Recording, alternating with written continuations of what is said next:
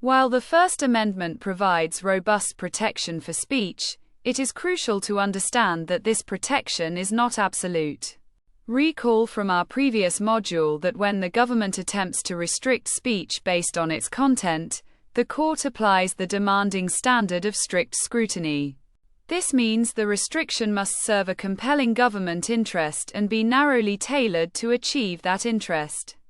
However, the Supreme Court has carved out a few narrow exceptions where speech receives virtually no constitutional protection. These exceptions are extremely limited, reflecting the high value placed on free expression. In this video, we will examine the three primary categories that fall outside the scope of First Amendment protection. These are fighting words, which involve direct personal insults; incitement to lawless action, which advocates immediate illegal behavior; and obscenity, which deals with sexually explicit material lacking serious value. We begin our exploration now by looking at the constitutional balance. We begin our analysis of unprotected speech with the category known as fighting words, established in the 1942 Supreme Court case, Chaplinsky v. New Hampshire. The court defined fighting words as those which by their very utterance inflict injury or tend to incite an immediate breach of the peace. Specifically, this category targets direct, personal insults or epithets addressed to an ordinary citizen that are inherently likely to provoke an immediate violent reaction. However, the modern judicial landscape treats this category with extreme skepticism. Today, the fighting words doctrine is rarely successfully applied. Courts often find such statutes void for vagueness or overbreadth because they sweep too broadly. In contemporary practice, most speech that truly constitutes a direct threat or a personal challenge is now analyzed under the more precise doctrines of incitement to imminent lawless action or true threats, rather than relying on the outdated Chaplinsky formulation. Having discussed speech directed at individuals, we now pivot to speech advocating collective illegal action. This area is governed by the critical Supreme Court decision, Brandenburg v. Ohio, which dramatically reshaped the standard for punishing political advocacy. Brandenburg replaced the older, more permissive clear and present danger test with a much stricter, two-part framework designed to protect even inflammatory political speech unless it crosses a very high threshold. For speech to be prohibited as incitement to imminent lawless action, two conditions must be met simultaneously. First, the speech must be directed to inciting or producing imminent lawless action. Second, the speech must be both likely to incite and likely to produce such action. Notice the emphasis on the word imminent. This requirement ensures that abstract advocacy of future violence or illegal doctrine, even if strongly worded, remains constitutionally protected unless it is intended and likely to cause immediate illegal behavior. Let us now dissect those two Brandenburg prongs in detail. Prong 1 focuses squarely on the speaker's state of mind and the direction of the speech. The advocacy must be specifically intended to cause immediate lawless action. It is not enough that the audience might react violently. The speaker must aim for that specific result. Prong 2 addresses the objective reality. The speech must be likely to produce that action immediately. This is where the timing element becomes absolutely crucial. Consider the critical difference. Advocating that revolution is good someday is abstract doctrine, protected because there is no intent or likelihood of immediate action. Conversely, shouting, "Let us burn down that building right now," meets both prongs. It shows clear intent and creates a high likelihood of immediate lawless action. The distinction hinges entirely on whether the speech is philosophical debate or specific, immediate operational instruction.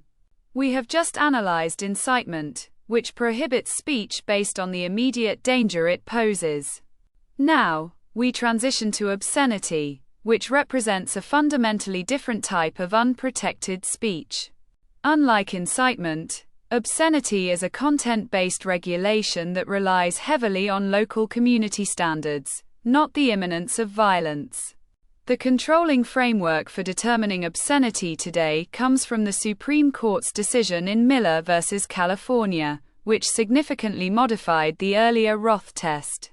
Crucially, for material to be deemed unprotected obscenity, it must satisfy all three prongs of the Miller test simultaneously.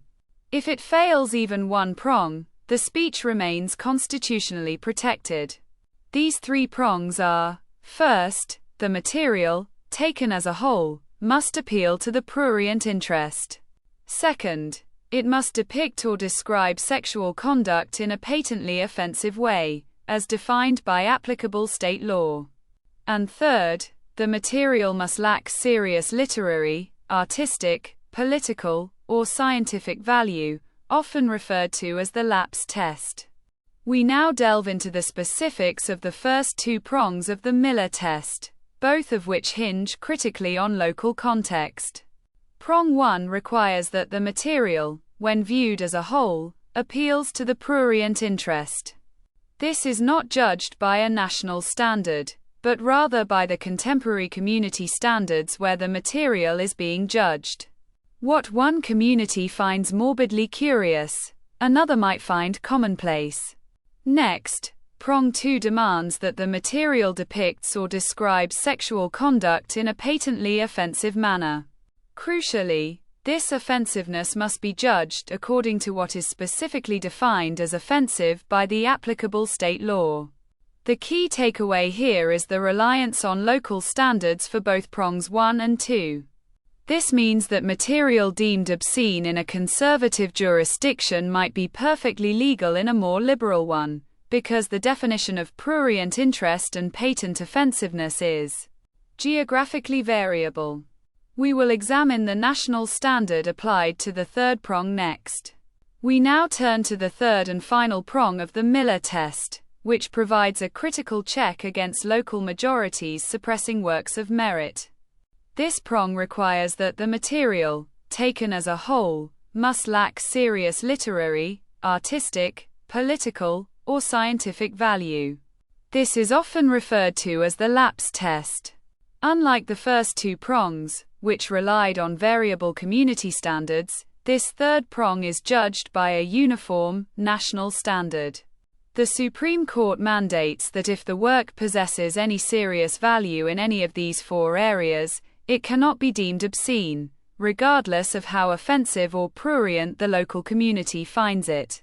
Remember the structure. Obscenity requires satisfying all three prongs simultaneously.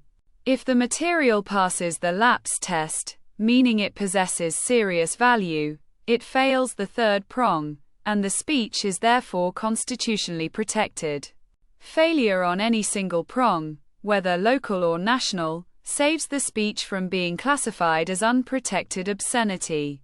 We have now concluded our review of the three primary categories of speech that receive little to no First Amendment protection. First, fighting words, which remain historically significant but are now applied in an extremely narrow fashion. Second, incitement to imminent lawless action, where the Brandenburg Standard demands the speech be both intended and likely to cause immediate illegal activity.